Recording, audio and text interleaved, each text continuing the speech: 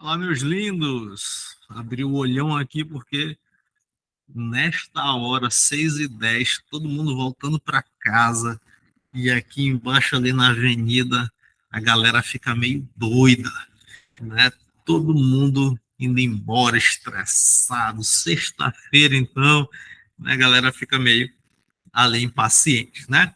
Então, seja muito bem-vindo a mais um encontro aqui no Clube do Livro. Dessa vez, eu não estou fazendo um encontro ao vivo, estou gravando o nosso Clube do Livro, o nosso 12º encontro, e nós estamos trabalhando o livrinho chamado O Médico e o Monstro. Estou com o meu livrinho aqui em mãos, certo? E hoje, no encontro de hoje, eu vou fazer o quê? Eu vou comentar alguns pontos da leitura, tá bom? E tentar fazer você abrir uma certa percepção sobre aquilo que está acontecendo ali na história e que muitas vezes pode passar despercebido, né? Ali, quando a gente lê um pouquinho mais desatento e tudo mais.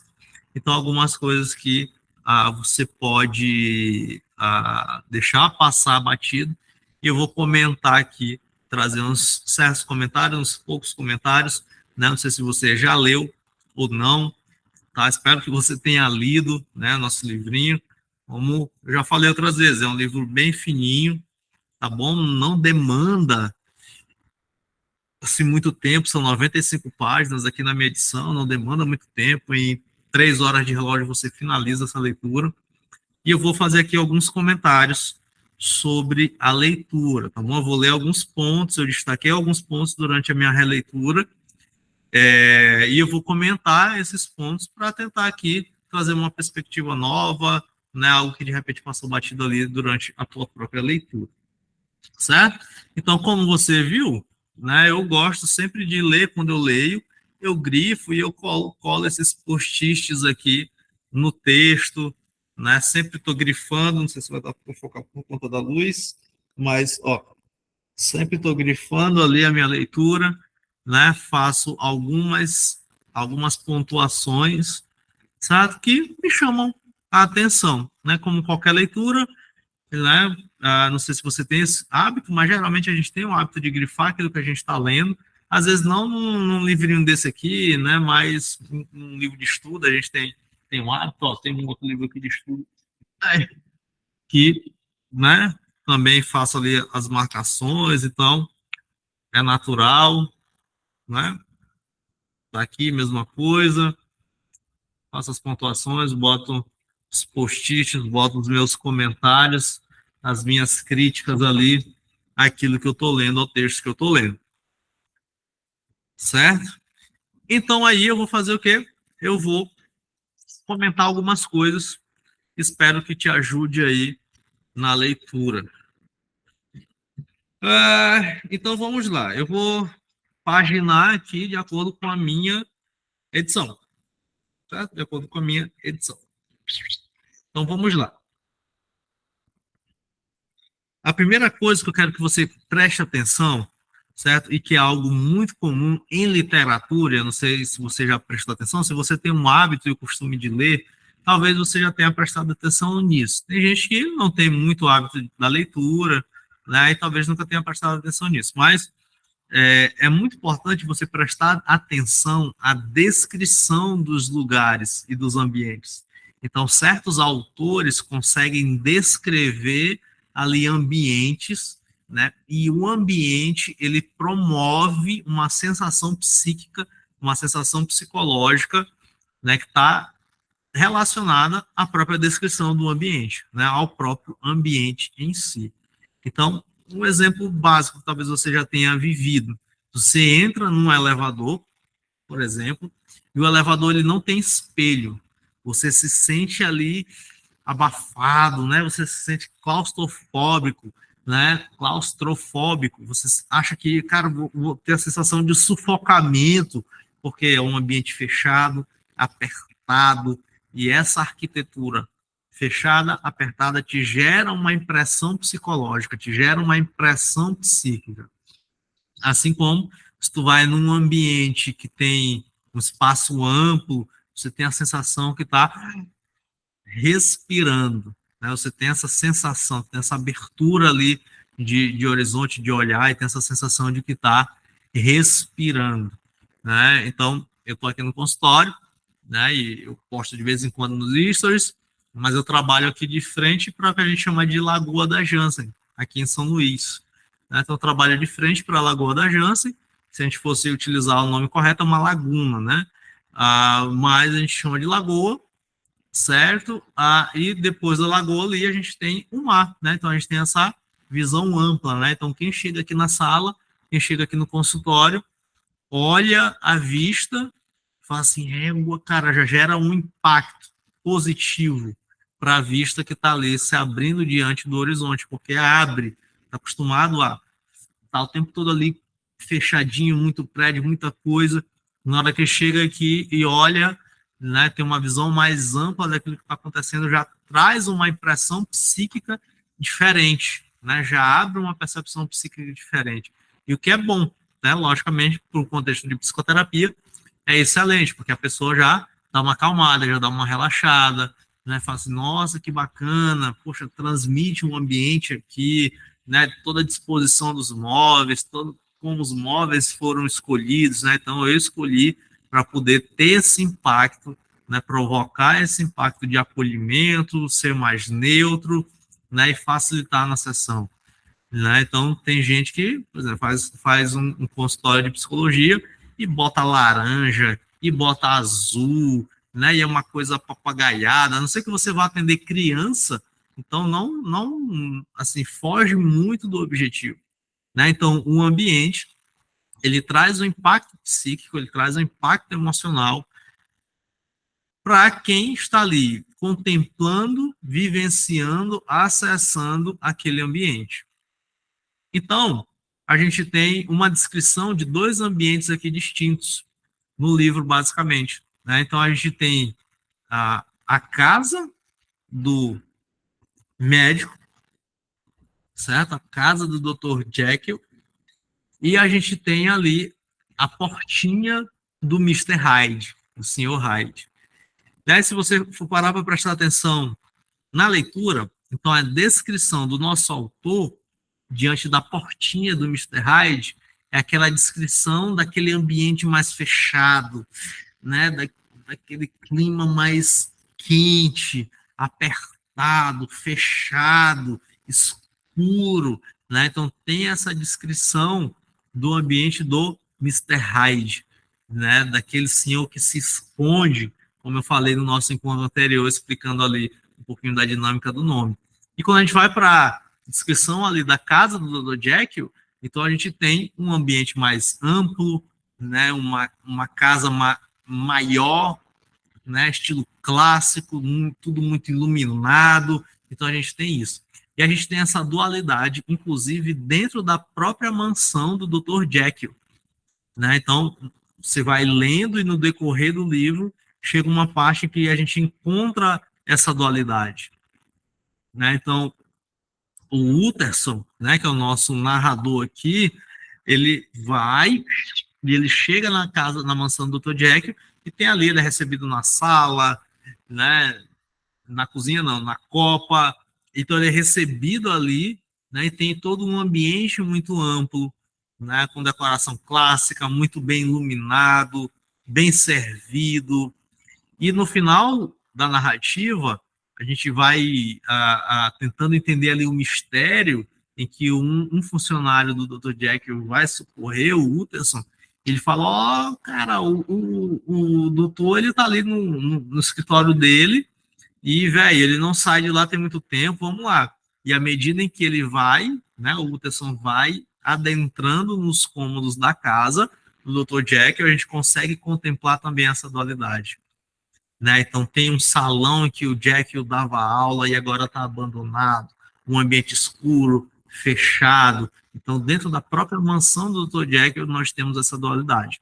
Então, comece a prestar atenção quando você estiver lendo na descrição dos ambientes, né? Tanto da arquitetura quanto dos ambientes. Então, é muito legal você prestar atenção nisso, porque a descrição do ambiente reflete ali muitas vezes uma descrição psíquica da cena, né, ou a descrição psíquica de um determinado personagem. Então, é muito interessante você ler e você prestar atenção nessa descrição, você imaginar, você abrir na sua mente, né, no seu imaginário, você abrir, cara, o que que essa pessoa bem que tá descrevendo? Né, você consegue ali e, ó, abre, certo? Você abre o teu imaginário, começa a imaginar o local, né, e você, ó, fica ali tentando entender. Ah, cara, poxa, esse local está sendo descrito dessa forma. Poxa, o que que isso simbolicamente representa? Né, cara, isso simbolicamente, qual a sensação que eu tenho quando eu imagino esse local aqui? E aí você vai começar a perceber algumas associações simbólicas entre ambiente, entre arquitetura e entre o psiquismo, né, e entre ali um estado de alma de um determinado personagem, de uma determinada cena. Né? Então, vai prestando atenção. Isso daqui é uma dica importante, né, porque você vai lá, né, e vai começar a pensar um pouquinho mais, a imaginar um pouquinho mais a tua leitura e tentar capturar ali essas sensações que muitas vezes passam batido. Eu estou lendo ali uma descrição e eu leio de maneira rápida, eu não presto atenção e eu não consigo ali capturar a sensação que aquela descrição está trazendo para mim. Qual a impressão psíquica que essa descrição está trazendo para mim. Então, às vezes, isso passa batido durante a nossa leitura, certo? E aí eu vou trazer aqui, na página 18, eu não vou trazer nenhuma leitura de descrição, você tem aqui, né, no livro, mas eu vou trazer aqui algumas outras leituras para a gente comentar. Né? Então, na página 18, o advogado, o senhor Utterson, ele já está com aquele problema ali na cabeça, né? Ele já está assim, cara, quem diabo é Mr. Hyde, né? E por que que o Jack, o meu amigo, ele deixou um testamento por Mr. Hyde? Por que que ele fez isso? Né? E além disso, ele recebe uma informação nova do primo dele, né? Dizendo que teve um episódio ali de uma criatura estranha, né, com o nome Mr. Hyde, né, e essa criatura estranha, ela cometeu ali um ato moral grave, atropelou uma criança, não teve empatia com a garotinha que atropelou, né, e o senhor Utterson, ele começa a ficar ruminando aquela questão, né, ele começa a ficar ruminando aquela questão. E aí aqui na minha edição, na página 18, ele diz assim, até então a questão se limitara ao seu lado intelectual, ao lado intelectual do senhor Utterson. Mas agora sua imaginação também for envolvida, ou melhor, escravizada, e ainda deitado e inquieto naquele breu da noite e do quarto acortinado, a história do senhor Enfield, né, o seu primo, né, se desenrolou em seu espírito como um pergaminho de figuras iluminadas. E aí ele começa a descrever justamente a cena. Né? Então, olha só como a gente tem aqui um princípio, né, de inquietude emocional. Né? A gente tem aqui um princípio de inquietude que pode, inclusive, gerar ansiedade.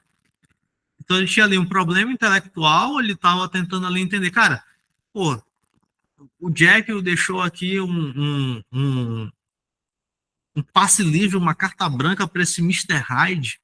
Né? Mas, cara, quem é esse, cara? Eu sou amigo do Jack há tanto tempo e nunca vi esse Mr. Hyde. De onde é que esse cara vem, bicho? Quem é ele? Quem será essa pessoa que um amigo que é moralmente, né, uma pessoa excelente deixa uma carta branca para ter acesso aos seus bens, aos seus, né, a sua fortuna? Então, quem é essa pessoa? Só tem um nome, Mr. Hyde. E aí o Enfield, ao narrar sua história, traz esse nome. Só que percebe que tem uma contradição aqui, porque o senhor Utterson imagina que, cara, esse Mr. Hyde, ele só deve ser uma pessoa muito boa, né, para o Jack deixar tudo para ele. Só que o Enfield vai lá e narra uma história que não contradiz aquela possível pessoa que o Utterson está imaginando. Eu falo assim, cara, Jekyll é um homem exemplar, médico, tem as suas ações sociais, contribui com a sociedade, é um amigo.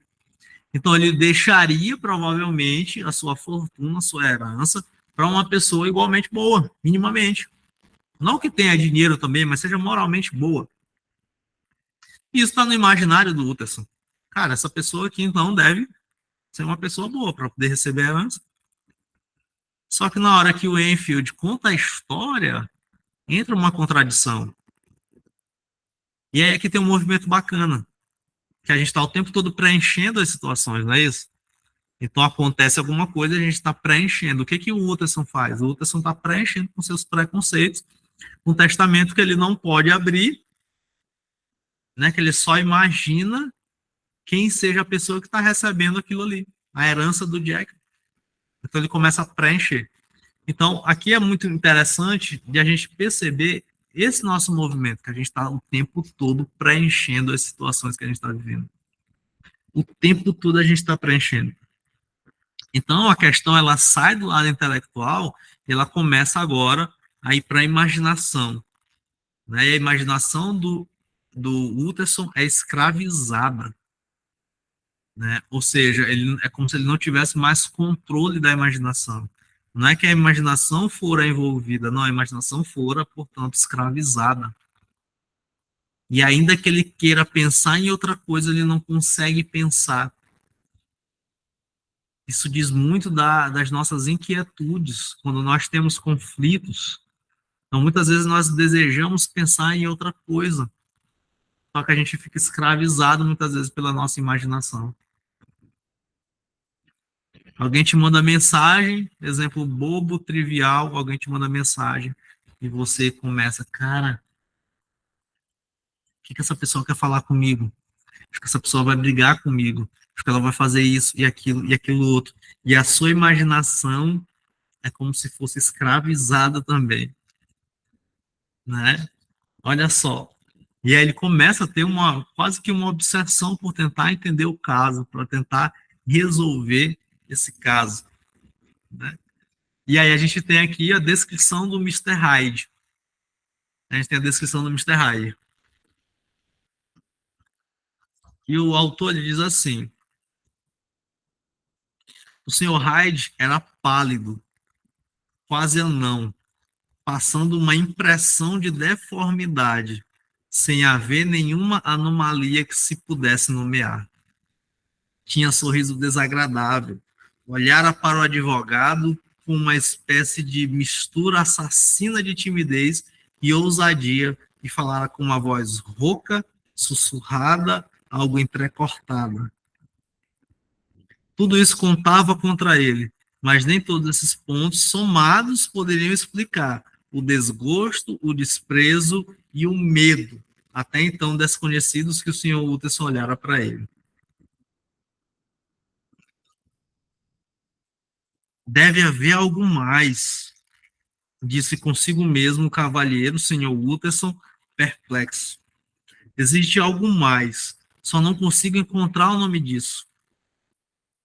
Deus me perdoe, o sujeito nem parece humano, algo troglodita, por assim dizer. Ou talvez seja a velha história da antipatia instantânea do Dr. Fell. Ou será a mera irradiação de uma alma suja que assim transpira e transfigura o barro de seu continente? Creio se tratar dessa última opção, pois, ó coitado do meu velho Harry Jekyll, se já havia a assinatura de Satanás no rosto de alguém, foi no rosto desse seu novo amigo. Então, olha só, além da descrição do ambiente, da arquitetura, nós temos aqui a descrição do personagem. Então, personagem quase anão, baixo, certo? Com um rosto, né, passando uma impressão de deformidade.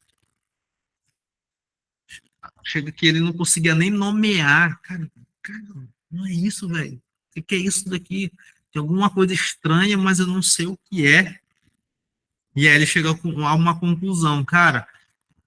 Essa pessoa aqui, o que está irradiando do rosto dele, provém justamente de uma alma suja. né, que assim transborda nessa aparência pálida, né, deforma dessa pessoa, do Mr. Hyde. Né? Então aqui a gente tem uma descrição de um personagem que está ali também sinalizando a sua alma, sinalizando a sua alma. E dentro da mitologia clássica, por exemplo, aqui a gente tem, né, tem o livro do Tolkien, né, Senhor dos Anéis, o Hobbit e tal, né, e aí tem um livrinho aqui, assim, bem aqui, assim, ó, o Silmarillion, né, ele vai fazer a descrição da cosmogonia tolkieniana, né, e aí, dentro da cosmogonia de Tolkien, dentro da cosmologia de Tolkien, da cosmogonia de Tolkien, então a gente tem o anão, é um personagem, né? Então, você já deve ter, talvez, né, assistido Senhor dos Anéis ou Hobbit, lá tem personagens chamados anões, né? Ou, em português, anãos, né? Para utilizar ali a linguagem do Tolkien, o Tolkien faz essa diferenciação, né? Então, chama de anãos. E aí lá, o anão, ele é, na verdade, um homem depravado. Então, Deus, o único, Eru, iria criar o homem na plenitude dos tempos. Só que tem um dos deuses, né, um dos deuses que vai e tenta criar, né, tenta ter essa excelência na criação e acaba criando, né, tentando criar ali uma imagem de homem, só que um homem depravado, deformado, que é o anão. Né? Então, o anão na mitologia clássica é isso, vai simbolizar o quê? Uma depravação do homem. E, pelo amor de Deus, não vamos associar esse anão da mitologia clássica com a galera que tem nanismo, né?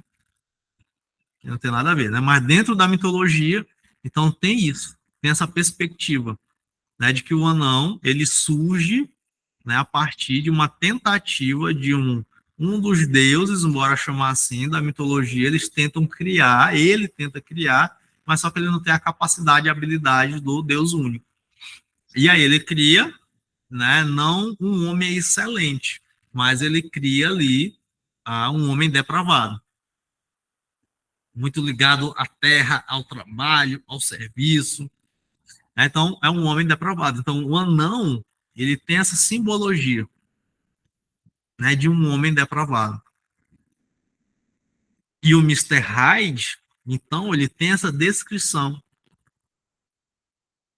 Ele tem essa descrição simbólica de um homem depravado. Né? E um homem que faz o quê? Um homem que exala em sua aparência a sua alma suja. Então, olha só. Que legal, né? Assim como o ambiente que ele mora, a portinha que ele entra, né? A rua ali, tudo muito fechado, escuro, nebuloso. É a mesma coisa. Simboliza essa alma suja, né? Essa alma moralmente má do Mr. Hyde. Então, são essas nuances que você pode ir prestando atenção durante a leitura, né? Durante a leitura. E aí, o que acontece?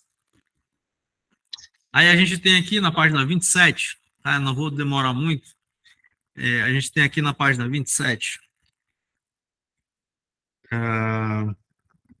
o senhor Utterson confrontando o Dr. Jekyll. E o senhor Utterson diz assim: bem, então eu vou dizer de novo, continuou o senhor Utterson, um advogado. Página 27 na minha edição. O título do capítulo é O Dr. Jekyll estava bem à vontade. Fiquei sabendo algumas coisas sobre o jovem Hyde. O belo rosto largo do Dr. Jekyll ficou branco até nos lábios, e então seus olhos ficaram escuros. E ele diz assim: Não quero mais ouvir, não quero ouvir mais nada. Ele disse: Esse é um assunto que pensei que havíamos concordado em não tocar mais. Então, aqui a gente tem uma reação como quase que se o Jekyll, né, perdesse o sangue. Né? Então o Utterson vai lá, cara, ó, tô sabendo de umas paradas aí do Mr. Hyde. E o Jekyll ele fica pálido. E ele faz o quê? Ele nega. Eu não quero mais falar desse assunto. Já tinha combinado contigo que eu não queria mais falar desse assunto. Então eu não quero, certo? E o Jekyll, ele não consegue se abrir. Aqui no decorrer da narrativa, o Mr. Hyde ele vai ganhando espaço, ele vai ampliando espaço. E o Jekyll, ele poderia se abrir ali com o Utterson, que é um amigo dele. E ele não se abre, ele não consegue abrir. Eu poderia falar, cara, bicho, a parada é a seguinte, pô, tá acontecendo isso daqui, tal, não sei o que, parará, essa coisa toda. Poxa, não. Ele dá ao meio uma engabelada, né? Ele diz assim, né, cara, não quero mais falar desse negócio, certo? Deixa quieta essa parada e vamos embora, né? E aí, o interessante é que ainda na página 27 aqui na minha edição, o Jekyll fala assim, meu bom Utterson, é muita bondade sua, né? Dá uma falsa modéstia assim, né? Muita bondade sua. É realmente muito generoso de sua parte.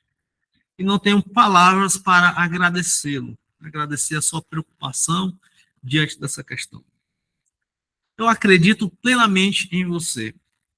Confiaria em você mais do que qualquer outro, ora, mais do que em mim mesmo, se eu pudesse escolher.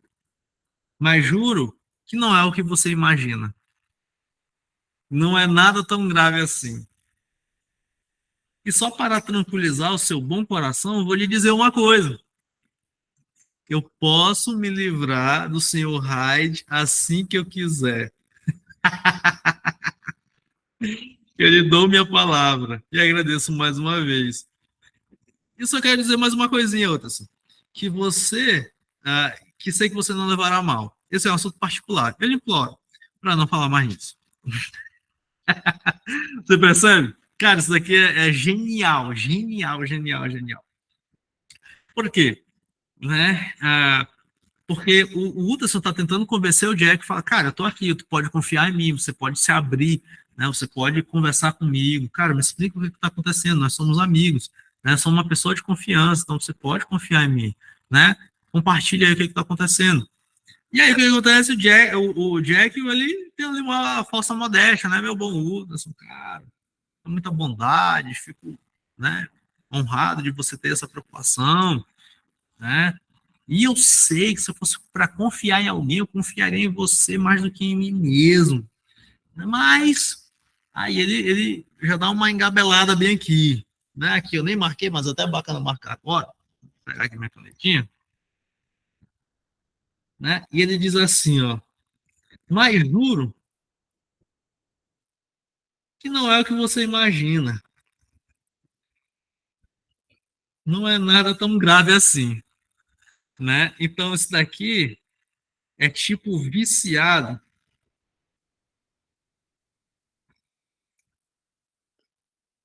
é tipo o viciado minimizando aquilo que está acontecendo com ele. Não, isso é bobagem, não, isso é besteira. Não, cara, não é nem algo tão grave assim. Né? Então, isso aqui é tipo o viciado minimizando. Né? E aí, se eu minimizo, se eu diminuo a gravidade daquilo que está acontecendo, o que que eu acho? Eu acho que eu vou conseguir controlar, contornar, administrar aquilo que está acontecendo. Então, se eu não nomeio, se eu não hierarquizo da maneira correta aquilo que está acontecendo comigo, então eu vou achar que eu vou ter o domínio e o controle o tempo todo da situação. E não é isso que acontece com a gente um monte de vezes? Tá ali, o diabo tá pegando, o negócio tá. E eu tô ali, não, isso daqui não é nada. Não, não tá acontecendo nada. Não, isso daqui é besteira. Não, isso daqui é bobagem. Não, eu vou dar conta desse negócio. Ó, eu consigo me livrar disso daqui a hora que eu quiser. Que é o que o Jekyll fala, né? E vou lhe dizer uma, assim, só para tranquilizar o seu bom coração, eu vou lhe dizer uma coisa. Eu posso me livrar do Mr. Hyde assim que eu quiser. Cara, isso daqui é genial, velho. Isso daqui é genial. É genial. Então ele acha que ele é o forte o bastante para conseguir lidar com aquela situação sozinho. Ele acha que ele é forte o bastante para lidar com aquilo ali. Né? E ele estava ali negando e ele estava com medo de expor a imagem boa que ele transparecia ali para a sociedade, para o próprio amigo, né? Eu não vou falar que o Mr. Hyde, cara, eu não vou falar que sou eu, né? Deus me livre, né? E aí ele diz assim: eu realmente tenho muito interesse no pobre Hyde. Certo? Então ele tem interesse por quê? Que o Jekyll diz isso pro Utterson, que ele tem interesse no Hyde.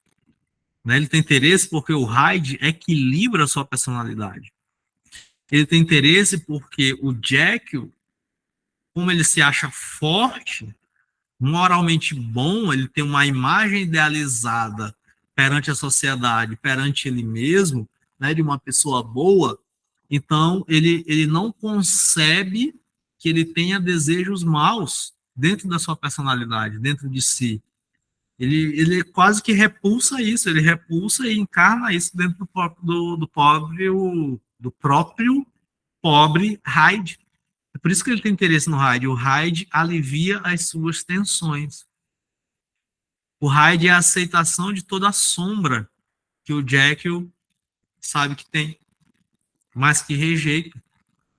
O Hyde é a encarnação e a aceitação de todos os defeitos do Jekyll. Que o Jekyll tenta esconder diante da sociedade. Então esse é o interesse do Hyde, do Jekyll, no Hyde. Aqui, encarnado no Hyde, eu posso extravasar todos os meus desejos. Eu posso extravasar todas as minhas maldades. E ninguém, e a minha imagem de Jekyll não vai ser sujada, manchada, maculada.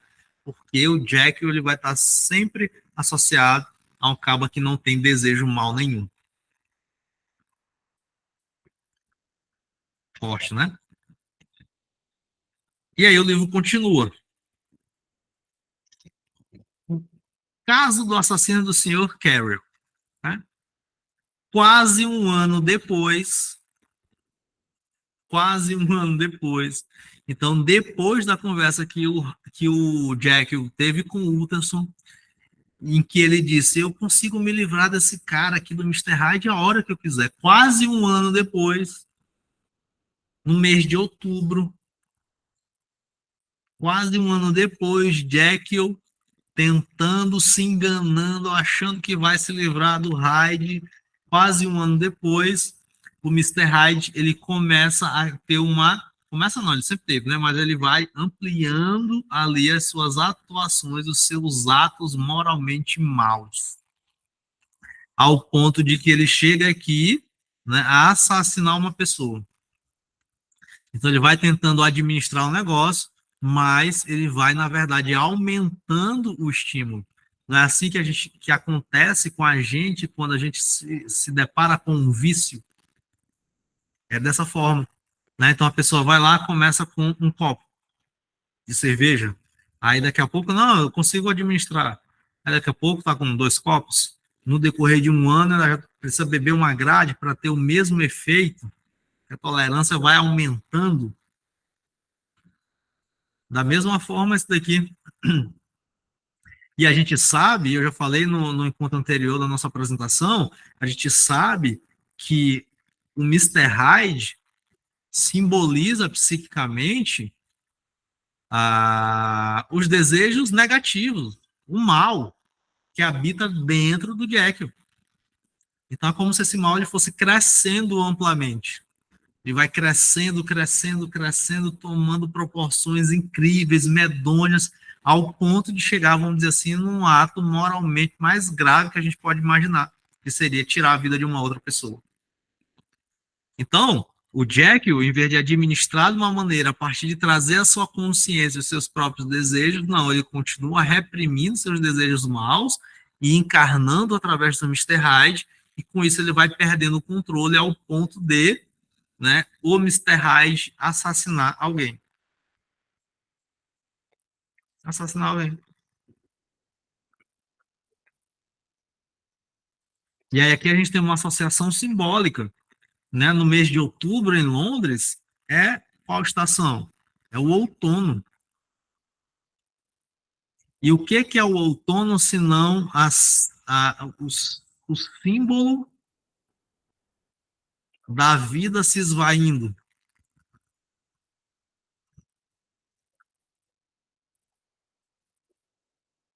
É quando passa o verão, é quando passa a primavera, que nós temos ali a vida, as flores aparecendo, né, os botões de flores desabrochando. A gente tem o outono, que essa curvatura da vida ela começa a cair. E aqui, quase como que simbolicamente, o Mr. Hyde ele tem um dos seus dramas mais altos de assassinar uma outra pessoa, e aqui a gente tem o ápice do decaimento da vida do Dr. Jekyll. Então, o outono simboliza isso, essa queda do Dr. Jekyll. Aqui já não tem mais jeito. Aqui já não tem mais controle de nada. O Hyde tomou de conta dele. E aí já não tem mais realmente controle de nada. E em outubro, no outono, nós temos o assassinato.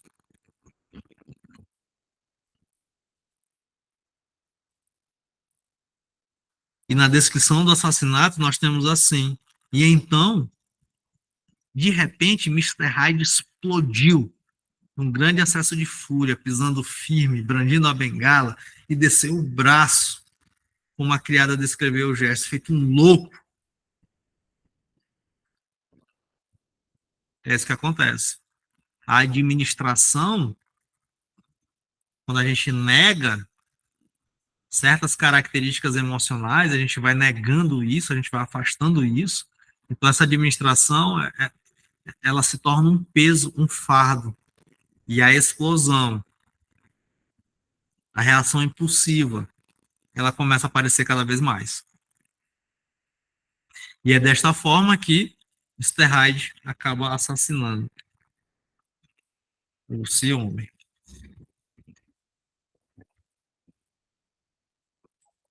É? Então, nós temos esses pontos. Tá bom? Já falei demais. Leia com atenção.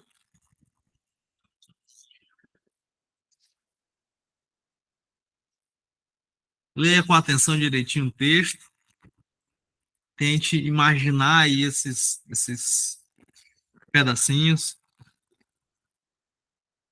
né? Preste atenção nas descrições. Preste atenção nesse arco, tá bom? E faça uma ótima leitura. Faça uma ótima leitura. Esse daqui é o nosso segundo encontro deste livrinho, O Médico e o Monstro.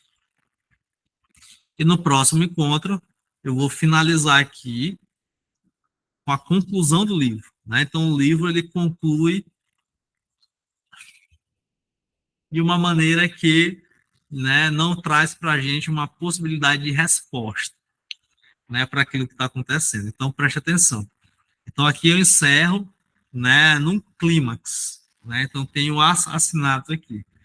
Seria um dos atos mais dramáticos moralmente falando. A gente tem um outro ato moralmente também, né, duvidoso, né, no final do livro, e a gente vai falar sobre esse desfecho no nosso próximo encontro, tá bom? E eu vou propor uma saída alternativa a esta saída aqui que o autor nos deu, né? E ele dá e só apresenta e beleza, né? É isso, né? Ele está descrevendo aqui algumas coisas, ele não está propondo, né, nada, mas a gente consegue propor algo mais saudável para as nossas questões. Ok? Lembrando que a gente está falando aqui, né, dessa dualidade interna que habita em cada um de nós.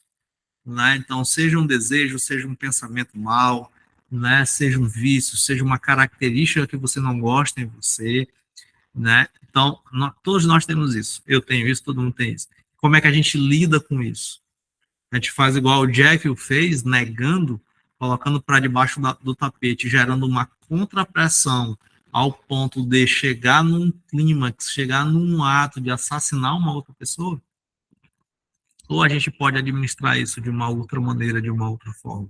Então, qual seria a forma saudável de administrar a nossa imagem ideal e de ter a consciência e a aceitação das nossas sombras, dos nossos defeitos? Então, sobre isso, a gente vai falar no nosso próximo encontro aqui do nosso Clube do Livro. Bom, então, beijinhos, fiquem com Deus e até o nosso próximo encontro. Tchau, tchau.